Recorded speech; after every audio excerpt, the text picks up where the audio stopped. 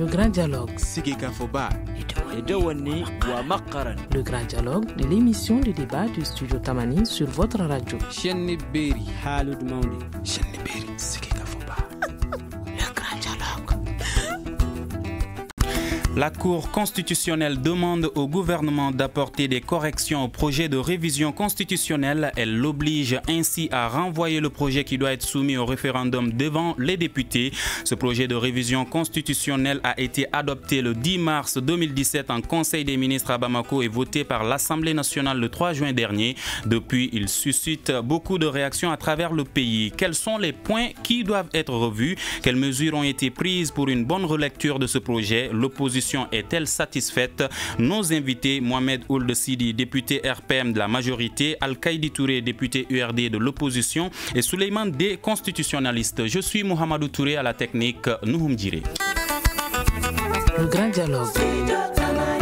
Dans un arrêt rendu public hier, la Cour accepte la requête de l'opposition sur la durée du mandat des sénateurs qui n'était pas précise et la date du vote du projet de loi par les députés qui ne serait pas la bonne. Cependant, les 9 sages ont rejeté une autre requête de l'opposition qui évoquait la violation de l'article 118 de l'actuelle Constitution. Honorable Mohamed Ould Sidi, quels sont les autres points qui doivent être revus dans ce projet de révision constitutionnelle?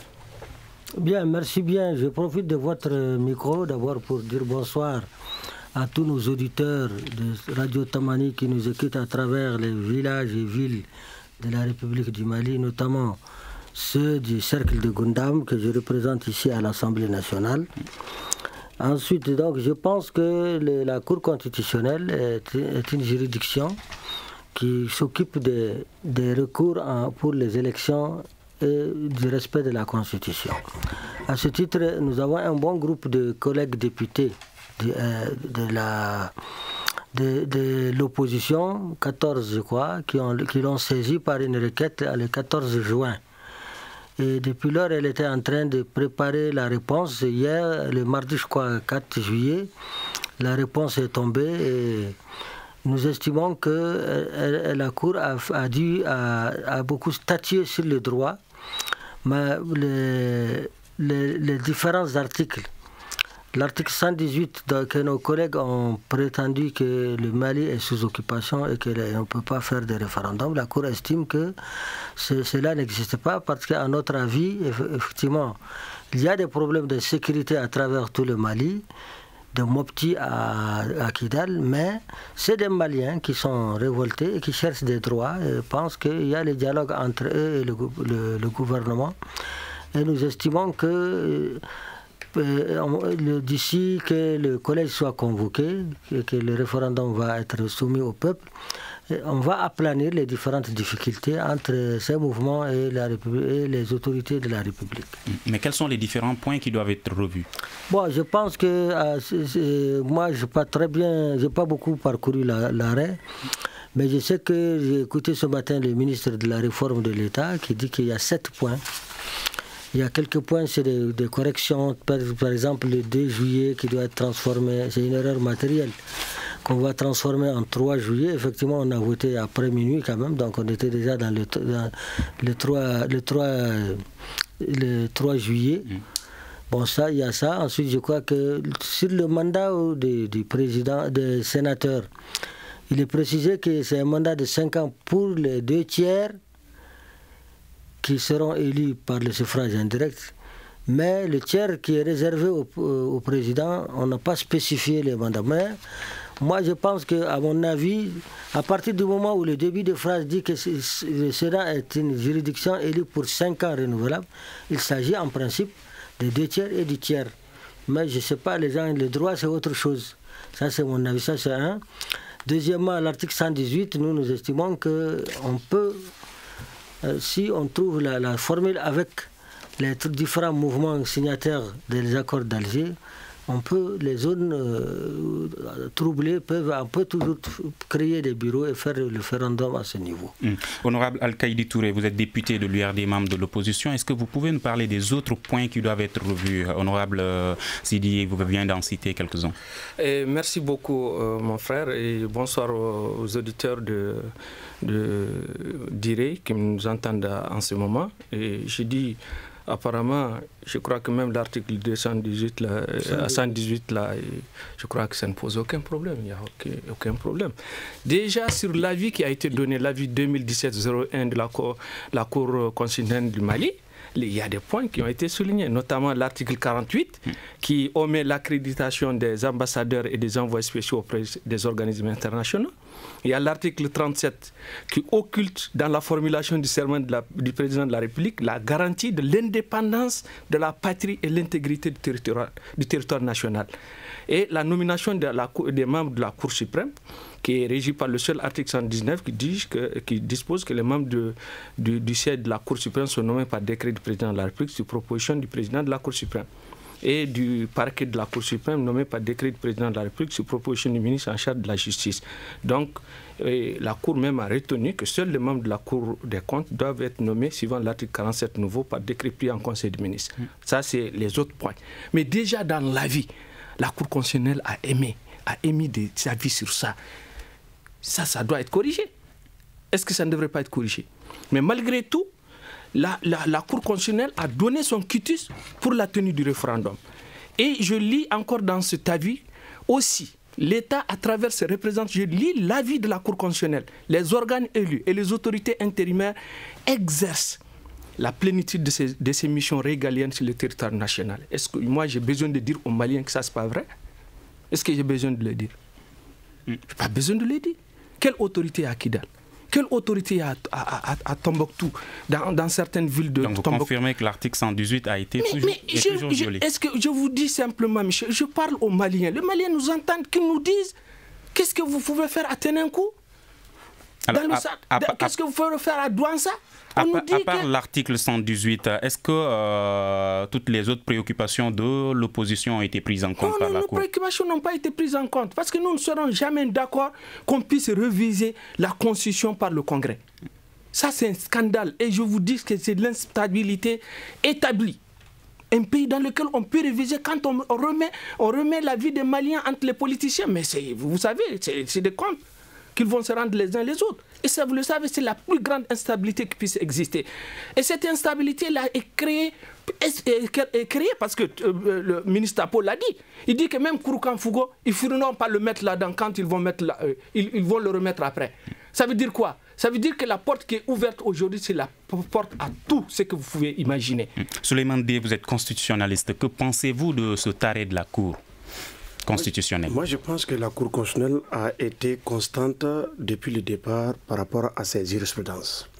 Parce qu'il n'est pas à signaler ici que la Cour, en 2012, avait, bien entendu, soulevé la question de l'atteinte à l'intégrité territoriale, du fait qu'il y avait certains groupes armés qui avaient proclamé l'indépendance, donc il y avait un risque de sécession du Mali, et que ces groupes armés étaient appuyés par certaines forces plus ou moins étrangères.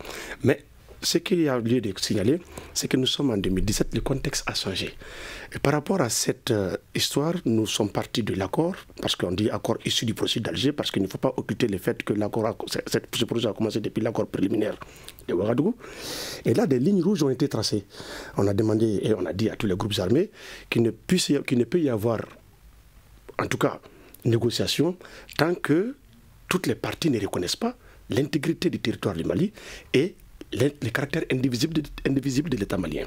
Et les groupes armés ont adhéré à cela. À partir du moment où personne aujourd'hui au Mali ne proclame l'indépendance ou ne veut tendre vers la sécession, ces risques qu'il y avait en 2012 a disparu. C'est pourquoi la Cour a réaffirmé que le contexte a changé. Parce qu'en 2012, cette volonté de sécession n'existe plus aujourd'hui en 2017. Et donc, du coup, il n'y a pas de raison qu'on puisse dire que la Cour n'a pas dit les droits. Et sur cette épineuse question de l'article 118 dont tout le monde s'agrippe, et moi j'aimerais bien qu'on essaie de comprendre que derrière chaque article de la Constitution, il y a une histoire. Et le Constitution malien de 1992 s'est inspiré de la Constitution française. Et c'est l'article 89 de la Constitution française qui, elle, à son tour, s'appuie, donc l'article 89 de la Constitution française du 4 octobre 58, qui, elle aussi, à son tour, s'appuie sur l'article 94 de la Constitution du 27 octobre 46, et qui, là, bien entendu, s'inspire de la Charte des Nations Unies, article 2, paragraphe 4, qui dit qu'il y a atteinte à l'intégrité territoriale lorsqu'une partie du territoire est occupée par des forces étrangères. C'est fait en référence à la tentative, en tout cas à la révision sous le régime de Vichy, où les forces allemandes occupaient le sol français. C'est l'histoire de l'article 118. Et donc du coup, on ne peut pas l'extirper de ce contexte. D'ailleurs, vous allez vous rendre compte que lorsque nous fouillons dans nos recherches, nous voyons bien que si vous regardez l'ouvrage de Georges Birdot, le traité des sciences politiques de Georges Birdot, le statut du pouvoir dans l'État, Georges Birdot le dit de façon très précise que l'article 118 du Mali est inspiré de l'article 89 de la Constitution française, qui à son tour est inspiré de l'article 94 de la Constitution du 27 octobre 46. Et donc du coup, il explique que il y a atteinte à l'intégrité territoriale seulement si un territoire est occupé par une force étrangère. Donc vous voulez dire qu'actuellement, ce n'est pas le cas. Ce n'est pas le cas. L'article 118 n'a pas été violé. L'article 118 au Mali, aujourd'hui, n'a pas été violé. Et il y a un point qu'il faut peut-être ajouter, c'est que l'atteinte à l'intégrité territoriale n'est définie par aucun instrument juridique aujourd'hui. Vous ne le verrez dans aucun vocabulaire juridique, vous ne le verrez même pas défini par les doctrinaires. Donc du coup, on a dit, l'article 118 de la Constitution dit il ne peut y avoir révision s'il est porté atteinte à l'intégrité du territoire. Mais qu'est-ce que c'est qu'atteinte à l'intégrité du territoire? La Constitution ne le définit pas. Et lorsque nous regardons dans les dispositions partout, on n'a pas de définition. Et l'article 4 du Code civil est très clair en la matière. Hein. Lorsque une disposition est obscure ou lorsqu'une disposition n'est pas précise, il appartient au juge par le biais de l'interprétation de donner un contenu. Et c'est ce que le juge constitutionnel malien a fait, a donné un contenu à un article qui n'avait pas de contenu. Et donc du coup, on entend beaucoup de personnes dire que bon, il y a cette définition au moins qui se trouve dans le code pénal de l'édition 2017, section 2, article 47. Là encore, il faut faire extrêmement attention.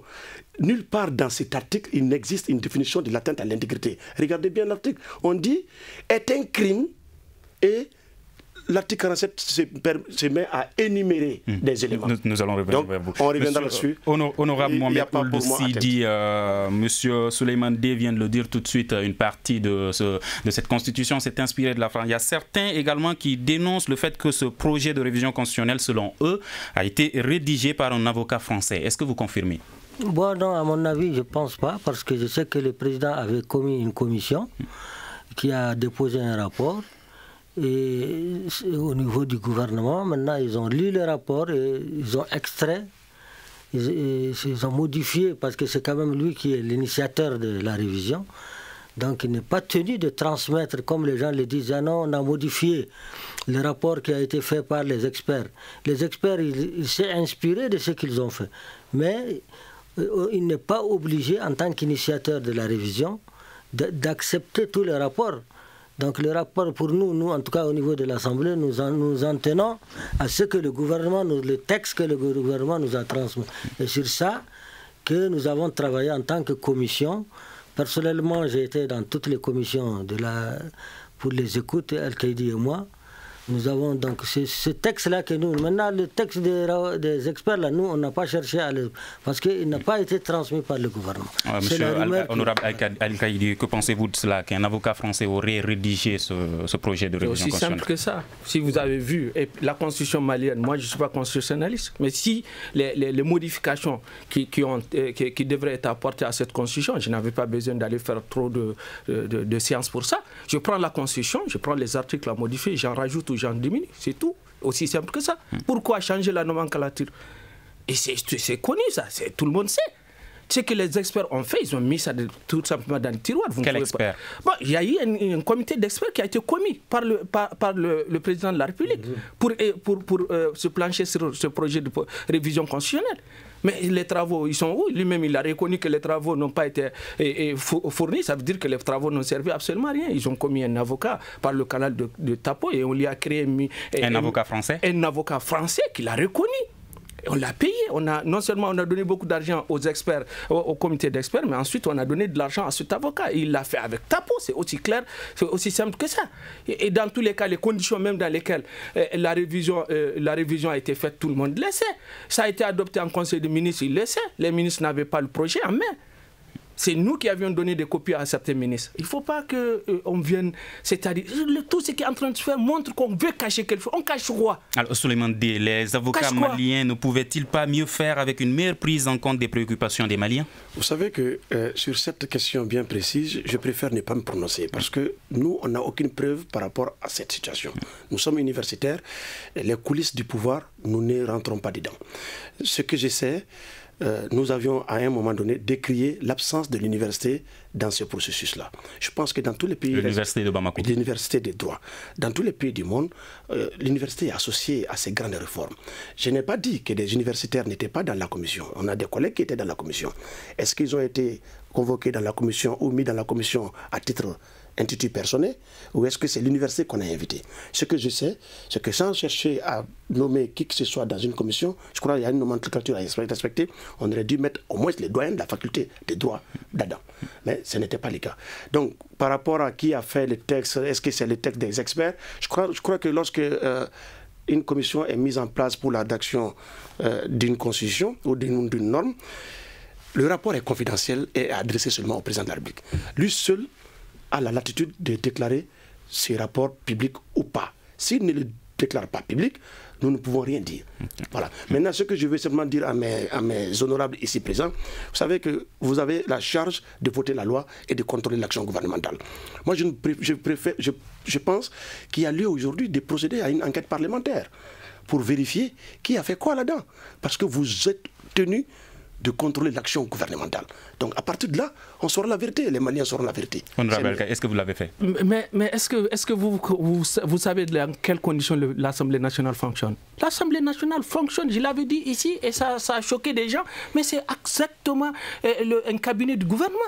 L'Assemblée nationale, vous voulez dire que l'Assemblée nationale ne représente pas aujourd'hui le peuple malien, elle représente le gouvernement. Je lui dis, si moi aujourd'hui je veux faire une enquête parlementaire, on va me bloquer. Si je fais, mais déjà ont été bloqués seulement sur des questions orales adressées à des ministres. L'Assemblée a refusé. L'Assemblée aujourd'hui, les conditions dans lesquelles l'Assemblée est en train de fonctionner, tout le monde le sait. Honorable Mohamed Ould Sidi, est-ce que vous confirmez? Bon, non, je ne confirme pas ce que le collègue... le collègue Al-Kaïdi dit, l'Assemblée nationale est une institution, elle vote les lois, et la preuve est que cette constitution, pour vous prouver que nous, on est un peu libre quand même dans notre action au niveau, nous avons apporté 80 amendements sur le texte initial et le président de la République n'a pas trouvé.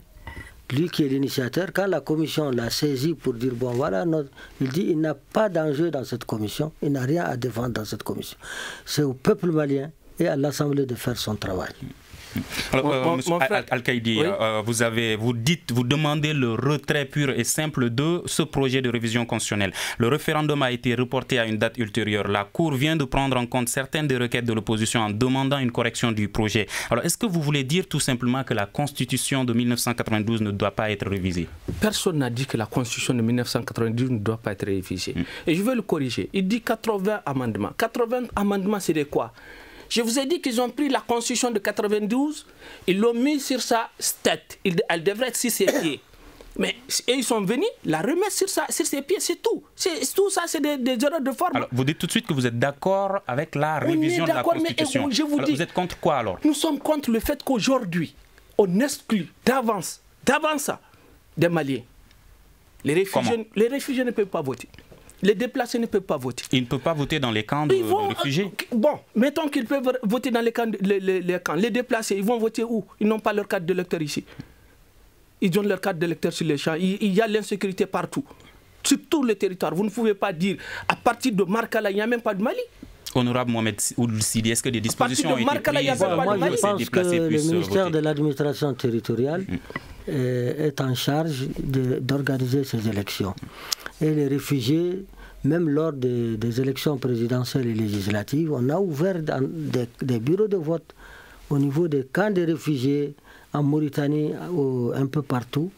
Et ils ont voté et les résultats de leurs scrutins sont parvenus et comptabilisés par la Cour constitutionnelle au niveau du siège. Maintenant, je sais que les votes, je pense, moi, à mon avis, comme je dis, on est en train d'aplanir les difficultés avec la SEMA et la plateforme. Si ceux-ci donnent leur aval, partout, on pourra voter. Je ne dis pas que... je sais qu'il y a... Vous êtes sûr que des dispositions seront prises pour que les déplacés, les réfugiés, tous les Maliens puissent voter? Bon, les déplacés, à mon avis, sont là à Bamako, ou bien ils sont à Mopti. Honorable Al-Kaïdi vient de le souligner, qu'il y a des difficultés pour qu'ils puissent avoir accès à des dossiers à des documents qui pourraient les permettre de voter. Bon, la carte NINA par laquelle on vote, c'est un petit truc qui est très nécessaire, qui est indispensable. Donc, et les paysans, par principe, il met ça dans son porte-monnaie. Je suis sûr que là où ils sont là, et surtout que maintenant le gouvernement a pris la décision de transformer ça en carte d'identité. Et avec ça, il se déplace. Donc je pense qu'il n'y a pas de... Si les listes sont faites, les cartes NINA, je ne dis pas que tout le monde a sa carte, mais la plupart a ça. Parce que c'est un petit document, il n'est pas... Personne ne l'a perdu, hein, parce que il est tellement petit que ça se trouve toujours dans le porte-monnaie du paysan. Et les chefs de famille, les paysans là, c'est eux qui gardent les cartes NINA de leur famille, les femmes et les enfants. Ça ne se promène, sauf si tu pars voyager. Mais souvent, ce sont les petits trucs qui sont beaucoup plus faciles à perdre. Monsieur Souleymane D, vous aurez la parole tout de suite. Une seule minute pour lui dire que les cartes NINA, la majorité a déjà décidé de frauder. Parce que quelqu'un qui se déplace avec sa carte NINA à Bamako ne peut pas voter à Bamako. Il est obligé d'aller. La personne est obligée d'aller à son lieu. Au lieu où se trouve son bureau de vote. Donc, décidément, nous avons compris que vous avez décidé même de frauder. Parce que si tu maintiens que les gens qui ont leur carte NINA ici, qui se sont déplacés de l'intérieur pour venir à Bamako, peuvent voter à Bamako, ça c'est scandaleux. Alors, monsieur Souleymane D, que pensez-vous de ce vote des déplacés, des réfugiés également? Je pense que les déplacés et les réfugiés ont toujours voté. Ça, c'est vrai. C'est que lors des élections présidentielles passées, ils ont voté et je ne vois pas pourquoi on ne pourrait pas trouver des formules pour qu'ils puissent voter. Mais comme je l'ai dit encore une fois, nous sommes universitaires, nous ne sommes pas des politiques. Et ce débat porte surtout sur le travail des uns et des autres. Encore une fois, je répète que même sur ce plateau, j'ai entendu les deux honorables, quand ils ont pris la parole, saluer prioritairement les ressortissants des Direy, etc. C'est très bien, parce que ça prouve qu'ils viennent de ces localités. Mais on dit que tout mandat impératif est nul. Une fois que c'est vrai qu'ils ont été élus à Direy, mais faites attention quand même. Une fois que vous êtes élu, vous n'êtes plus député en tout cas de la communauté vivant à Direy. Vous êtes des représentants de la nation et de tous les Maliens. Et donc c'est à ce niveau qu'il faut comprendre le débat et demander à l'Assemblée nationale, comme je l'ai dit toujours, de porter le débat plus haut pour exiger du gouvernement de faire son travail et de pacifier les pays et de faire en sorte que les élections se tiennent. Et il y a quand même un problème. Je suis totalement d'accord avec Honorable Al-Kaïdi quand il parle d'insécurité, mais ça ne devait pas constituer un frein à la révision de la Constitution, ou ça ne peut pas être constitué un frein à la consultation des populations à la base. Parce que vous le savez, c'est un danger. Si jamais nous mettons dans ces carcans pour dire que tant qu'il n'y a pas la sécurité et tant que le pays n'est pas pacifié, on ne pourra pas aller aux élections, il faut faire extrêmement attention. Parce qu'il s'agit de la consultation de tous les Maliens et il y a des échéances électorales à venir. Le camp d'en face pourra utiliser les mêmes arguments demain et pour bloquer. Et il faut éviter au Mali les scénarios ivoiriens et aller vers ces élections-là. L'opposition avait dénoncé un renforcement du pouvoir du président de la République à travers la nomination d'un tiers des Sénats, à travers la nomination du président de la Cour suprême, de la Cour constitutionnelle. Est-ce que vous pensez que c'est réellement un renforcement du pouvoir du président? Personnellement, les avis divers. Moi, je ne crois pas. Pour des raisons toutes simples. Vous savez que ce n'est que tout récemment au Sénégal, par exemple, que ça a changé. Le Conseil constitutionnel sénégalais, la totalité des membres du Conseil constitutionnel sénégalais sont nommés par le président sénégalais. Est-ce que cela a fait du président sénégalais un monarque? Je ne crois pas. Le fait qu'un tiers des sénateurs soient nommés par le président de la République, je crois que c'est là où il y a une différence avec le projet de révision des débats, et là vous devez vous rendre compte que le contexte a changé effectivement. L'accord pour la paix et la réconciliation issu du processus d'Alger dit qu'il faut prendre en compte les légitimités traditionnelles et religieuses, les femmes et les jeunes. Si ce n'est pas par le biais de la nomination, il est impossible de les prendre en compte. Et donc c'est à ce niveau que les 1/3 là intervient. Et là encore le Mali mais est-ce qu'il ne serait pas mieux de laisser la population choisir tous les sénateurs? Ce n'est pas le propre du Mali. En Côte d'Ivoire, c'est comme ça. Au Canada, plus de 60% des sénateurs sont nommés. Il y a dans plusieurs pays, les sénateurs sont nommés. Mais pour nous, ça ne pose pas un problème. Au Mali, je le répète, chaque fois que la case brûle, on court voir les leaders religieux. Hier d'ailleurs, on a compris, tout le monde a vu, une délégation des religieux est partie à la qu'on appelle ça, à la pyramide des souvenirs, rencontre la plateforme Ante à Bana, parce qu'il paraîtrait que demain ils vont rencontrer Haïdra. Quand ça chauffe, les religieux sont mis en contribution pour apaiser les tensions. Alors il n'y a rien pour qu'on ne mette pas Honorable Mohamed Ould Sidi, que pensez-vous de cette dénonciation que fait l'opposition en parlant de renforcement du pouvoir du président? Moi, je pense que comme le docteur l'a dit, le professeur d'université l'a dit, moi je pense que ce n'est pas un renforcement. Parce que si on ne trouve pas dans les accords... Est-ce que la Cour constitutionnelle a trouvé une solution à ce problème? La Cour n'a pas dit dans l'arrêt, elle n'a pas dit qu'on doit revenir sur le tiers que le président doit nommer. Il a dit seulement que le mandat de ce tiers doit être précisé. C'est-à-dire comme celui de ceux qui seront élus à travers les conseils communaux. Écoutons déjà ce que pense un membre de la plateforme Ante Abana touche pas à ma constitution, M. Tieblin Drami. Premièrement, l'arrêt de la Cour ne nous surprend guère. Elle avait déjà annoncé le ton dans son avis du 6 juin, à tripatuer la Constitution comme on veut. Deuxièmement, que la Cour constitutionnelle administre une belle leçon au gouvernement et à l'Assemblée nationale en faisant un résumé des erreurs matérielles, des omissions et des turpitudes du gouvernement et de l'Assemblée nationale. Rien n'a changé là. Nous avons demandé le retrait du document dès le premier jour. Alors c'est pas parce que la Cour corrige le gouvernement que la Cour souligne les turpitudes du gouvernement et de l'Assemblée. Nous continuons à appeler les autorités maliennes à la sagesse. Nous continuons à inviter le président de la République à entendre la colère qui monte dans le pays, à ne pas s'arc-bouter et à retirer ce projet. Honorable Mohamed Ould Sidi, est-ce que cette demande de M. Tieblin Drami au nom de la plateforme sera prise en compte? Bon, moi, je ne suis pas le président de la République, ni le gouvernement. Vous êtes de la majorité? Je suis de la majorité présidentielle politique, mais je suppose que le président doit être plutôt félicité, à mon avis, parce que ça fait on est au 3e essai de la révision constitutionnelle. Si lui, c'est un homme de parole, il a signé des engagements internationaux et des accords.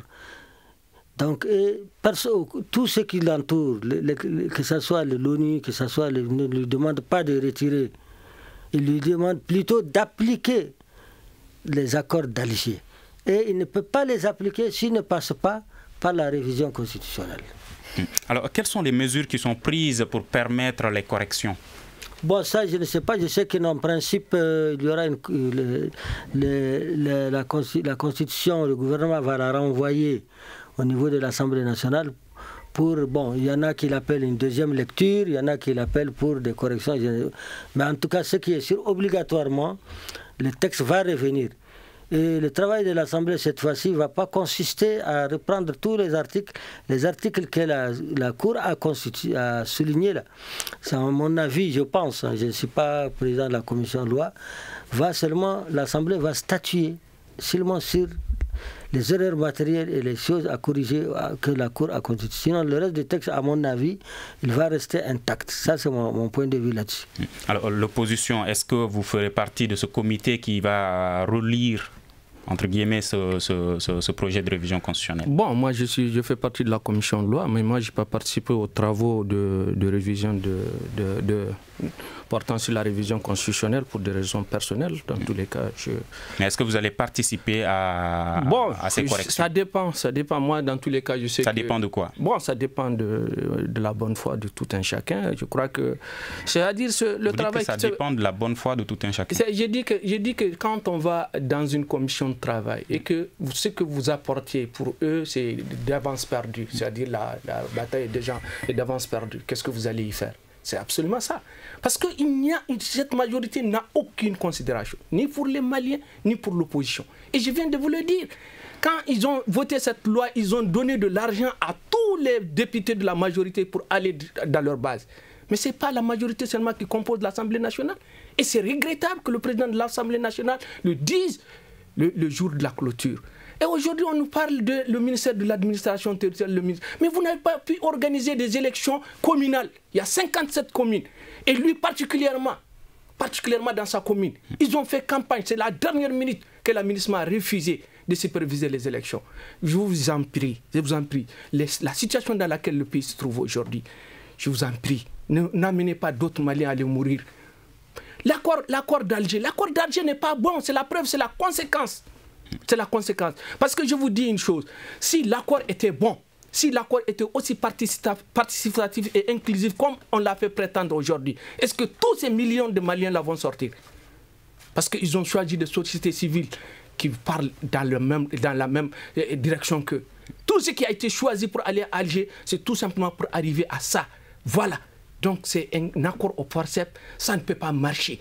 Si on avait consulté tout le monde, est-ce qu'aujourd'hui, les gens vont refuser, des responsables vont venir refuser un travail auquel ils ont participé? Non, mais c'est parce que la participation, ça a été choisi par la majorité. Les gens qu'ils veulent, ils les ont amenés. Les gens qui leur disent ce qu'ils veulent entendre, c'est eux qu'ils ont amenés. Donc il ne faudrait pas qu'on continue dans ça. Moi, qu'on fasse quoi qu'on veuille, nous on est des Maliens, nous allons dire ce que nous pensons. Et c'est pour le Mali.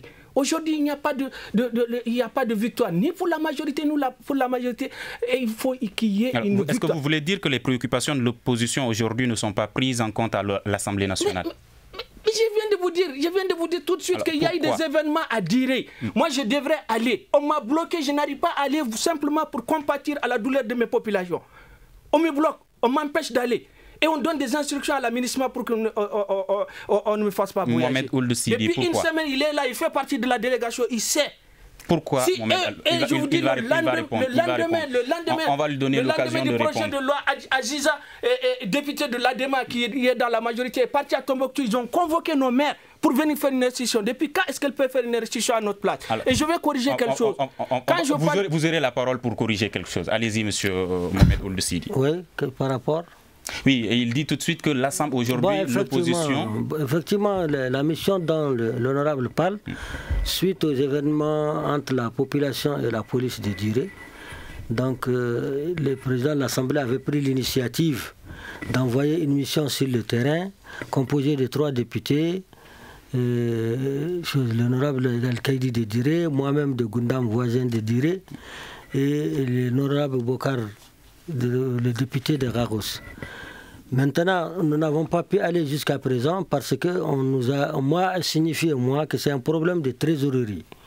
Parce que des députés qui se rendent à la base, il faut leur donner au moins les moyens. Et jusqu'à présent, il n'y avait pas de sous à la caisse. Aujourd'hui, concernant la révision de la Constitution, honorable Al-Kaïdi vient de le dire, l'opposition, ses préoccupations ne sont pas prises en compte à l'Assemblée nationale. Est-ce que vous confirmez cela? Non, l'opposition, moi je pense que sur ce plan, lui, il n'a pas participé au dernier séminaire au cours duquel nous avons recensé les amendements. Comme il vous a dit pour des conférences personnelles, il était malade et tout ça. Bon, mais... ce que je veux dire, c'est que le président du groupe de l'opposition, de l'IRD, l'honorable Moudi Ndiaye de Baraweli, avait présenté 42 amendements. Il a participé avec nous à tous les travaux. Et sur les 42 amendements, la commission avait accepté 36. Il restait seulement 12. Les 12, la commission les a rejetés. Parce que nous avons trouvé qu'ils n'étaient pas opportuns et qu'il ne fallait pas les mettre dans... Il est revenu là-dessus en plénière et la plénière les a rejetés comme c'est ça la procédure législative. Alors, M. Souleymane D, est-ce que vous pensez que la relecture de ce projet de constitution avec les corrections demandées par la Cour constitutionnelle pourrait faire que ce projet de révision constitutionnelle soit accepté par la majeure partie ou même tous les Maliens? Nous le souhaitons. Je dis encore une fois de plus que nous ne sommes pas des politiques. Et autour de ces plateaux, je me rends compte à quel point la colère elle est vive quand on entend les deux honorables.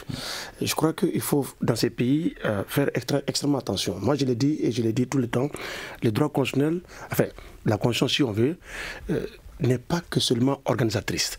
La Constitution est à la fois, parce que quand on dit organisatrice, il s'agit de l'organisation de l'État. La Constitution est aussi politique et la Constitution est sociale. Je pense très sincèrement qu'il faut aller vers une paix sociale.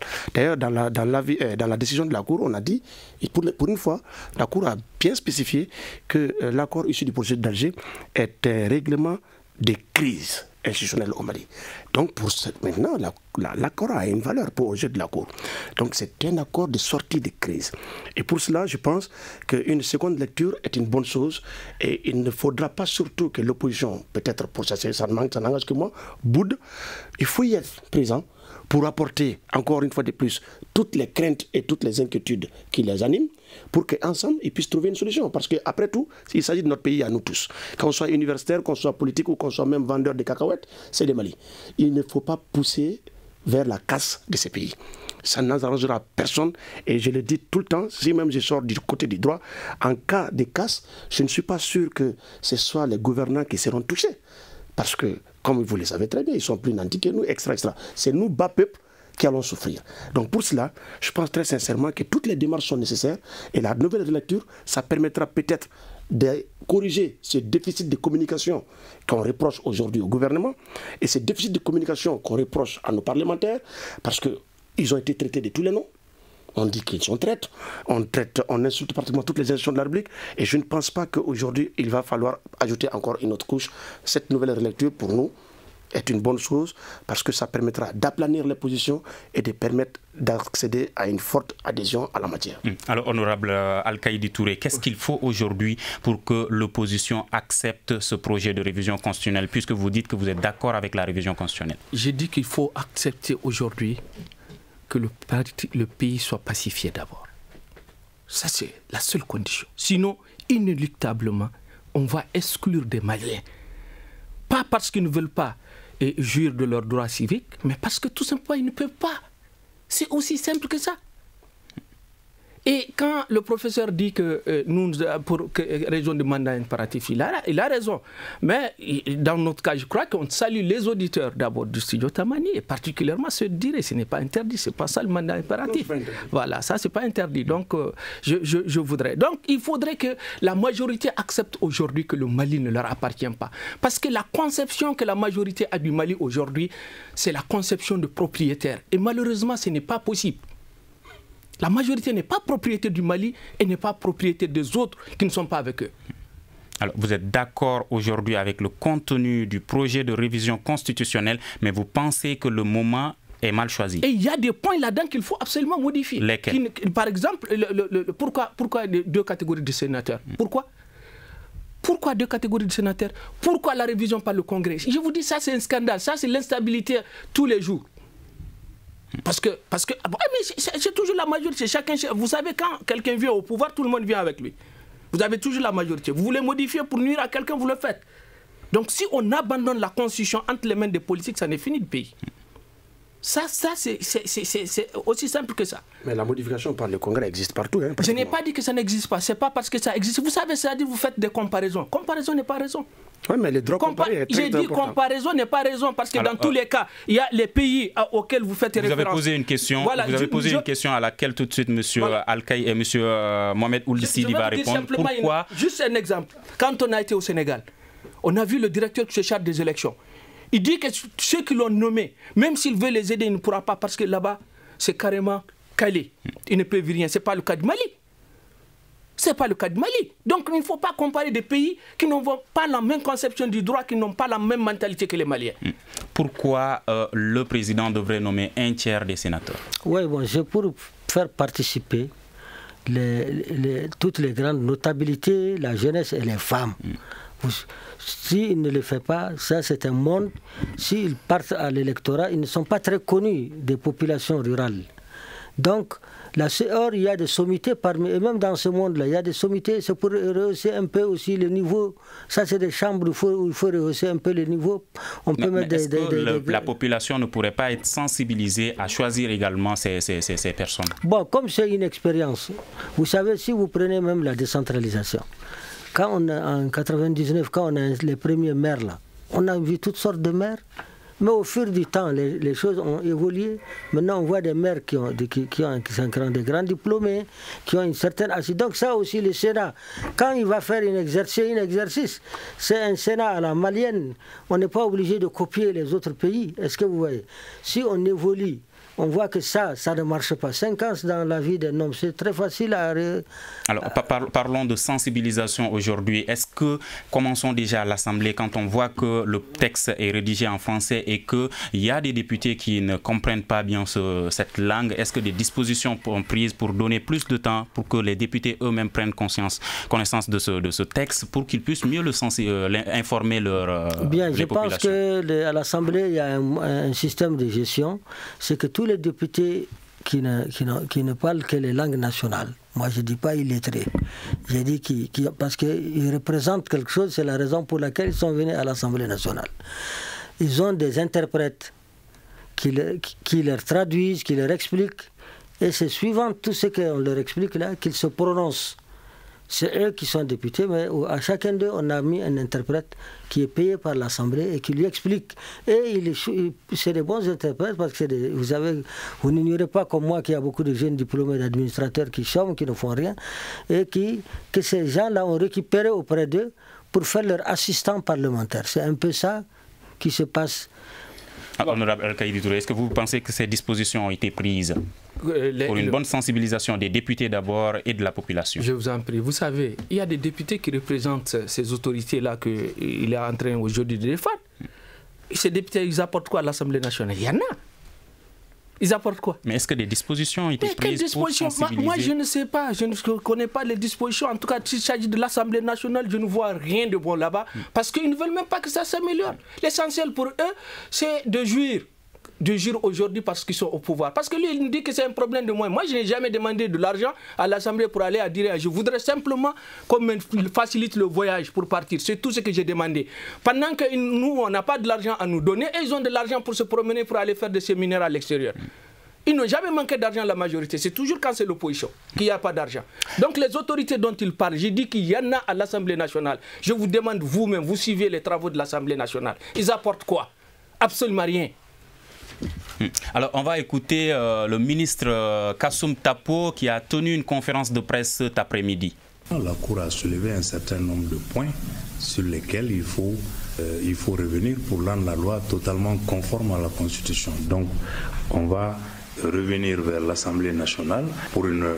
J'aime pas trop ce mot de deuxième lecture, mais en fait, c'est ça. On va mettre en forme la loi en suivant les indications données par la Cour qui sont très précises.